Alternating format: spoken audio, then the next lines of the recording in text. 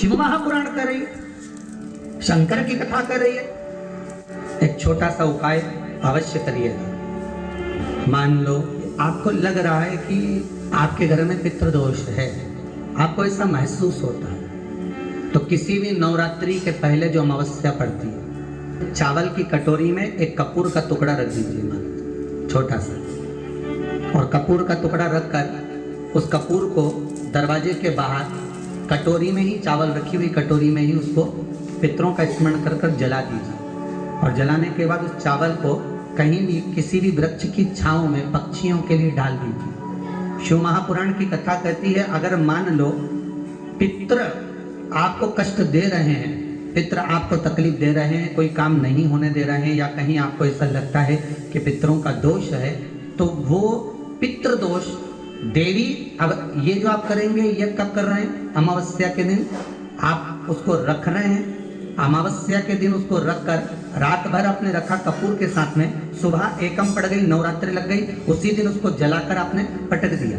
अर्थात उससे देवी और पितृ इन दोनों का आशीर्वाद जो प्राप्त होता है, तो घर में से पितृदोष समाप्त होकर लक्ष्मी की वृद्धि प्रारंभ हो जाती है। और नवरात्रि में भी देवी की आराधना का एक स्मरण का सुख है महाराज। ज्योत का विधान है, नवरात्रि में देवी की ज्योत लगती है, अखंड ज्योति लगती है, जवारे बुआए जाते हैं, कलश लगता है। ज्योत का भी विधान है, जिसके यहां दिया अखंड जलाया जाता है, अगर वो दिए की लो, दिए की बाती अगर दक्षिण दिशा की होती है, तो उसके घर में साल भर में एक घात जरूर होती है।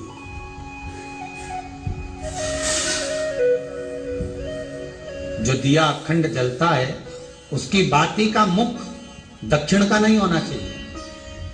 अगर आपने देवी भागवत का स्मरण करा हो, देवी भागवत को अगर सुना हो, तो देवी भागवत में स्पष्ट किया गया कि पूर्व की ओर मुख करा हुआ दिया, अर्थात पूर्व की ओर ज्योत जो जलाई जाती है, वो संपदा की वृद्धि करती है। पश्चिम की ओर मुख कर कर जो ज्योत लगाई जाती है महाराज, वो वैभव को देती है। और उत्तर की ओर जो मुख कर कर ज्योत जलाई जाती है, उत्तर की ओर जो ज्योत का मुख रहता है, वो आयु की वृद्धि करती है, घर में अकाल मौत को रोकती है।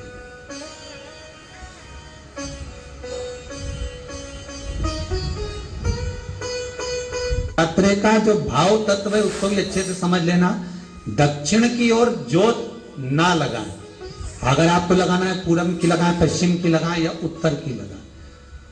और जितने दिन महारानी जगदम्बा जगतधात्री दुर्गा भवानी, अब की बार माताजी घोड़े पर आई है, हर बार देवी बदल बदल के आती है, इस बार जो नवरात्रे आए वो घोड़े के आए। तो घोड़े पर जो देवी जी आती है, वो समृद्धि को देने वाली आती है, लक्ष्मी की वृद्धि करने वाली आती है। जैसी घोड़े की रफ्तार होती है, उस रफ्तार से लक्ष्मी घर में आती है। तो ये मत सोचना कि कोरोना महामारी ने हमको नीचे गिरा दिया, या कोरोना महामारी ने रोक दिया, कमाई के स्रोत रोक दिए, धन रोक दिया, चिंता मत करना। मेरी मां जगत जननी दुर्गा भवानी अब की बार घोड़े पर आई है, साल भर में इतना धन दे देगी कि आपने पीछे के 4 साल में नहीं कमाया होगा, इतनी मेरी मां भंडार भर देगी। ये घोड़े पर आई है, कोई साधारण नहीं हो सकता। देवी भागवत में स्पष्ट किया गया, जब जगदम्बा मगर पर आती है उसका भाव अलग है, और जगदम्बा जब हाथी पर आती है उसका भाव अलग है, और जगदम्बा जब घोड़े पर आती है तो जगत को समृद्धिवान बना देती है, वैभव में कमी नहीं आती। अभी भले दुनिया के लोग अभी रोते हैं कि पैसा नहीं आ रहा, कोरोना महामारी ने सब तोड़ दिया, रोक दिया, पर चिंता ना करना, मेरी माँ अगर घोड़े पर आई है तो उसका सुख आपको जरूर मिलेगा। एक जरा सी मिट्टी की दुकान भी अगर आप खोल कर बैठेंगे तो चांदी और सोना के बराबर कमाएंगे, इतना धन देगी वो माँ, साधारण नहीं है मेरी माता।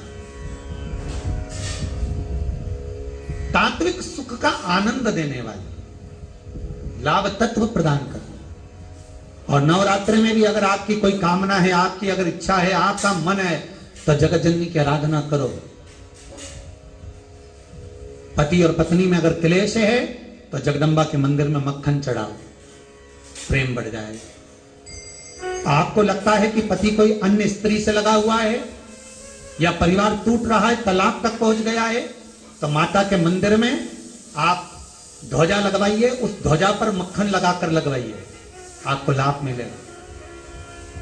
महाराज, यदि आपको लगता है कि बच्चे बहुत ज्यादा अपशब्द बोल रहे हैं, मुंह चला रहे हैं और प्रेम नहीं रख रहे, तो माता के मंदिर में लाल पुष्प, लाल चंदन और लाल चूड़ी माँ को समर्पित करिए, प्रेम बढ़ेगा। बच्चा कभी आप जी से कम नहीं बोलेगा, प्रेम की भाषा निकलेगी। माँ जगतजननी की आराधना, जगदम्बा की उपासना। नवरात्रे में 9 दिन में से कोई एक दिन ऐसा ले लो जिस दिन कन्याओं का भोजन कराओ, साथ में उनको लाल चुनरी उड़ाओ या कोई लाल वस्त्र, लाल पूजन की सामग्री उनको दो, सुख मिलेगा, आनंद है। चैत्री नवरात्रे का 5वां दिन रहा है और मान लो कि आपके घर में किसी बच्चे की, लड़के की या लड़की का या मंगल विवाह नहीं हो रहा हो या शादी नहीं हो रही हो, या उस लड़के लड़की के लिए बहुत प्रयास कर लिया आपने, उसकी शादी हो ही नहीं, अथक प्रयास आपने कर लिया और उसका मंगल विवाह नहीं हो रहा, तो ये देवी भागवत में स्पष्ट कहा गया, देवी भागवत में वर्णन किया गया, देवी भागवत में वर्णित किया गया और देवी भागवत में कहा गया कि आम का जो पत्ते होते हैं, आम का जो पत्ता होता है, आम का जो पल्लव होता है, उस आम के पत्ते पर हल्दी और सिंदूर,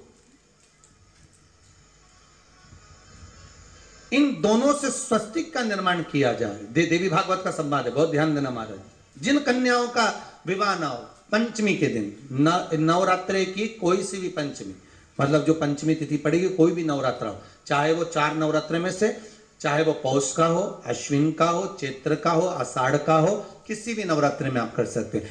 एक पान के पत्ते पर, एक ही पत्ते पर जो 2 स्वस्तिक बनेंगे, एक हल्दी का बनेगा, एक सिंदूर का बनेगा।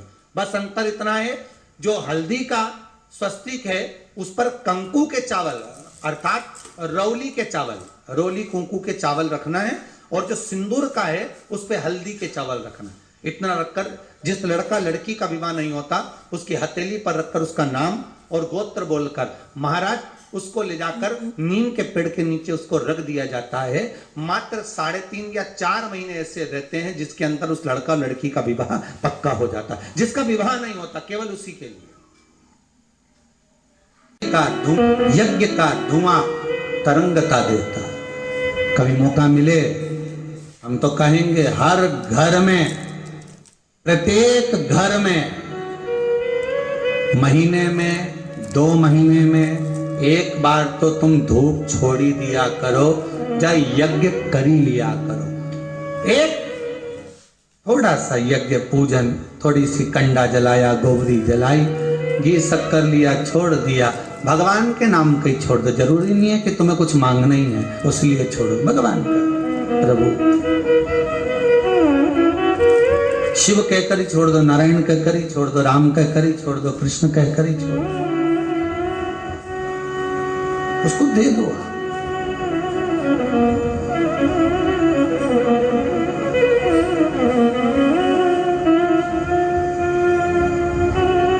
होना चाहिए एक बार महीने 2 महीने में यज्ञ का क्रम होना चाहिए।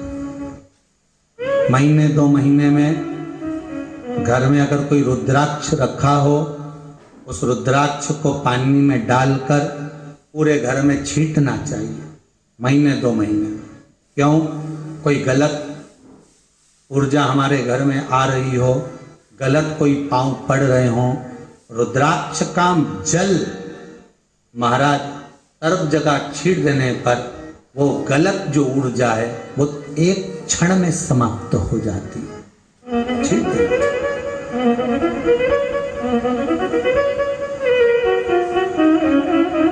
रुद्राक्ष नहीं हो तो शंख का जल छीटो।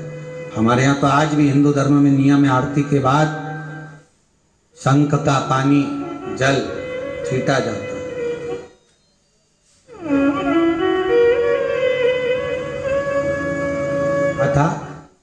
रुद्राक्ष का पौधा घर के अंदर नहीं लगाया जाता। बेलपत्री का पौधा लगाओ, चल जाएगा घर के पीछे के भाग में, लेफ्ट राइट में। अभी कल या परसों कोई एक बहन आई थी और कह रही थी कि गुरुदेव बहुत राशि ठाट था, बहुत सुंदर, हमारा जीवन इतना बढ़िया चल रहा था, खूब भगवान ने कृपा कर रखी थी, पर एक ना जाने कोई हमारे यहाँ आए और उन्होंने कह दिया कि ये तुम्हारे यहाँ जो बेलपत्री का पौधा है, पेड़ है, ये अच्छा नहीं है, इसको कटवाओ। अब उन्होंने बेलपत्री का पेड़ कटवा दिया। कल या परसों की बात है, बहन लाइन में खड़ी हुई थी, बता रही थी।